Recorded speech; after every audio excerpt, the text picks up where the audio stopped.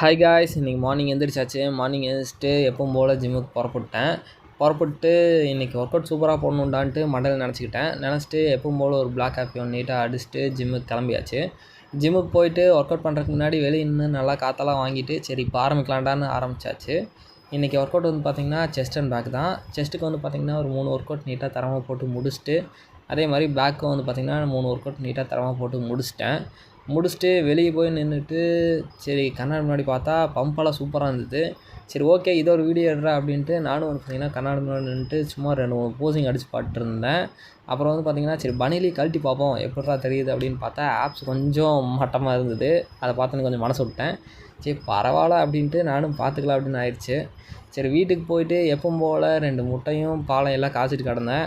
அது காய்ச்சிட்டு சரி இதை சாப்பிட்றலாமா அப்படின்னு பார்த்தா சரி ஓகே சிக்கனும் காயுமே சமைச்சிடலாம் அப்படின்ட்டு அதையும் 2யும் கையோடு போட்டு சமைச்சிட்டு என்னோடய ஃபஸ்ட் மீலாக வந்து பார்த்திங்கன்னா முட்டையும் ஓட்ஸும் எடுத்துகிட்டு ஒரு குழியில் போட்டு வந்துட்டு என்னோடய செகண்ட் மீலாக வந்து பார்த்திங்கன்னா ரைஸ் கூட வச்சு சிக்கனு காய் எல்லாம் வச்சு சாப்பிட்டாச்சு.